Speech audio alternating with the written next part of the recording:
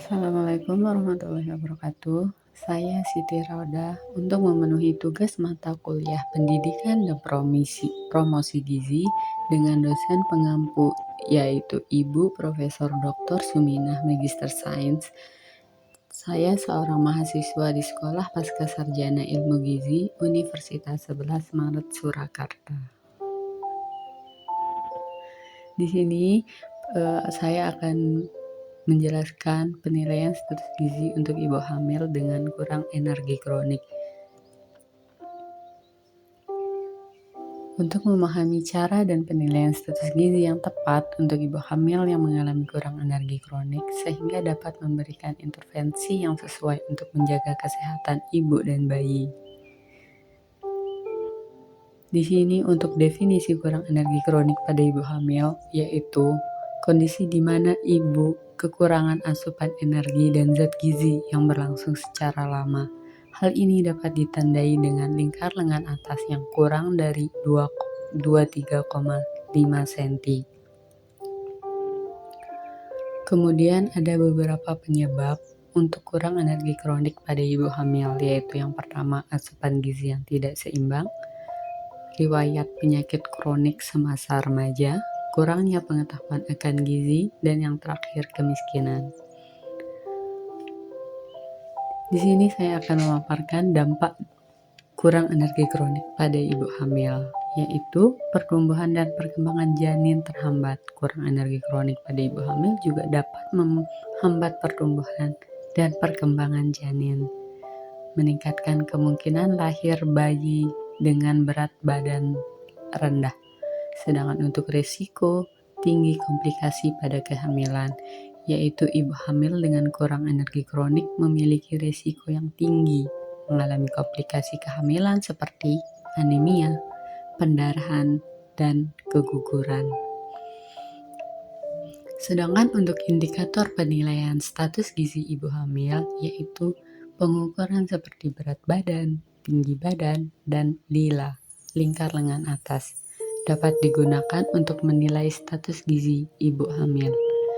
Pemeriksaan kadar hemoglobin dan profil lipid dapat mendeteksi kondisi anemia dan dislipidemia pada ibu hamil. Sedangkan untuk pengukuran antropometri untuk ibu hamil, yaitu berat badan yang diukur secara teratur setiap bulan untuk memantau pertumbuhan dan pertambahan berat badan. Tinggi badan yang digunakan untuk menghitung indeks massa tubuh ibu hamil. Dan lila, yaitu lingkar lengan atas, yang merupakan indikator risiko kurang energi kronik. Dan untuk yang terakhir, tinggi fundus uteri untuk memantau pertumbuhan janin. Sedangkan untuk interpretasi hasil penilaian status gizi ibu hamil yaitu dengan berat badan, di mana berat badan yang terlalu rendah akan mempertambah berat badan yang tidak sesuai dengan indikasi risiko KEK dan pertumbuhan janin akan terhambat. Untuk yang kedua yaitu lila dengan kurang dari 23,5 cm menandakan bahwa status gizi ibu hamil kurang, yaitu berisiko KEK. Sedangkan untuk rencana intervensi untuk ibu hamil dengan kurang energi kronik yaitu yang pertama, pemberian makanan tambahan bernutrisi tinggi untuk memenuhi gizi ibu hamil dan janin. Untuk yang kedua, konseling gizi dan pola hidup sehat untuk mendukung peningkatan status gizi selama masa kehamilan. Di sini dari sumber AKG 2019 saya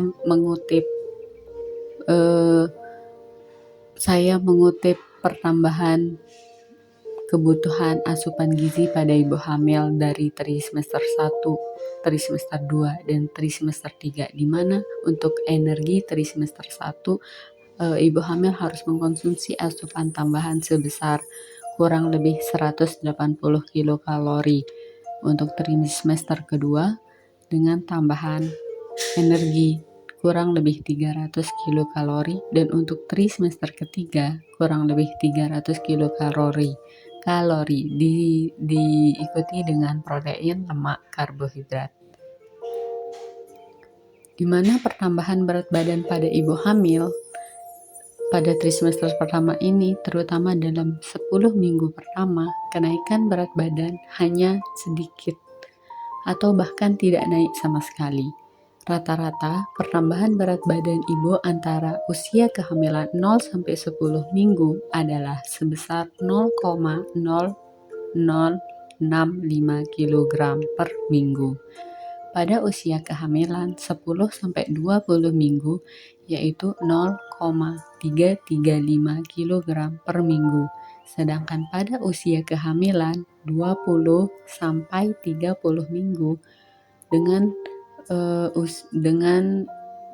nilai 0,45 kg per minggu, dan pada usia kehamilan 30 sampai 40 minggu yaitu 0,35 kg per minggu.